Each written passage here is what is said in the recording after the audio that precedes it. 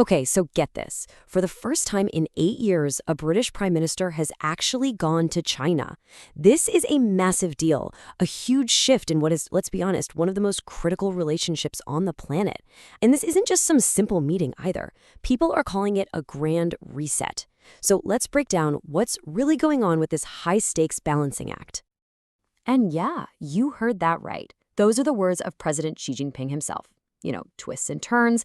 That's about as diplomatic as it gets for saying things have been, well, pretty tense. Icy, even. That one little phrase really sets the stage for just how much is on the line here and trying to warm things up. All right, here's how we're going to tackle this. First, we'll look at what this grand reset even means. Then, we'll dive into the powerful economic forces pushing both sides together. After that, we'll zoom out and look at the bigger geopolitical chessboard. We'll get into the actual deals that were made, and then, and this is the tricky part, we'll get into the really uncomfortable stuff that makes this whole thing so risky. So first up, what is this grand reset? Well, it's all about shifting away from years of really strained relations and trying to move towards something the UK government is calling mature pragmatism. Now, at the heart of this whole thing is what's being called the 3C policy. It's basically a strategy to put things in different boxes. You've got cooperation, working together when it makes sense. Then there's competition, because let's face it, they're rivals in business and tech. And finally, challenge. This is the big one, calling out China when they do things that threaten the UK's interests or values. The whole idea is to be able to push back on one thing without completely blowing up the entire relationship. It's a real tightrope walk. And this timeline just shows you what a roller coaster it's been. I mean, think about it. Just over a decade ago, it was the golden age. But that quickly turned into an ice age with all the tensions over Hong Kong, Xinjiang, and national security. This visit is a very deliberate attempt to find some kind of new, more stable middle ground. But here's the thing. This reset isn't just about politics and diplomacy. A huge part of this is driven by some pretty powerful economic needs on both sides. The reality is, both the UK and China are facing some serious economic headwinds. The UK is hunting for growth and investment after Brexit.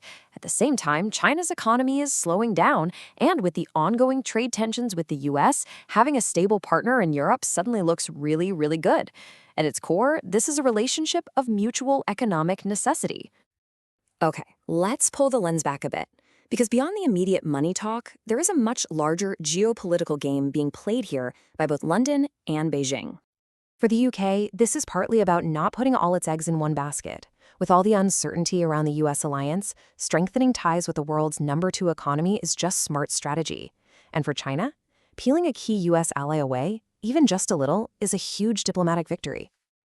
All right, so we get the why, but what actually came out of this trip? What were the real, tangible results? Let's look at the deals that got signed. So the UK team walked away with some pretty key agreements. On the money side of things, you've got wins like lower tariffs and easier travel for business. But interestingly, there was also a big security piece, with new partnerships to go after organized crime and, importantly, the smuggling gangs in the English Channel. One of the biggest headlines was a massive win for a classic British export. The tariff on Scotch whiskey slashed in half. It dropped from 10% all the way down to just 5%. And what does that actually mean in pounds and pence? Well, we're talking about an estimated £250 million boost to the industry over the next 5 years. That's a single, powerful number that really shows you the financial upside here. Now, the other major deal hits on a huge political issue back in the UK. The small boat crossings. And here's the critical piece of info. Over 60% of the boat engines the smugglers use are made in China. So this agreement is all about sharing intelligence to try and shut that supply chain down right at the source. So yeah, we've seen the wins, the economic perks, the security cooperation. But all of this comes with some very serious questions and some pretty significant trade-offs. Which brings us to our final section, the really deep-seated conflicts that make this a profoundly uncomfortable and frankly complicated relationship. The list of problems here is long and it's serious. We're talking about crimes against humanity in Xinjiang, a British citizen locked up in Hong Kong, not to mention blunt warnings from UK intelligence about massive levels of espionage and the harassment of activists right on British soil. These are the huge issues the UK government has to weigh against any potential economic benefits. And this quote from Human Rights Watch just nails the central criticism, doesn't it? The argument is that if you push human rights to the side for the sake of a trade deal, you're not just compromising your values, you're actually making yourself weaker in the long run. And this isn't just coming from outside groups. Back home, the government is facing some fierce opposition, including from critics in the Conservative Party, the so-called China hawks, who are basically accusing them of being naive and overlooking serious threats just to chase a few deals. Which leaves us with the million-dollar question, right?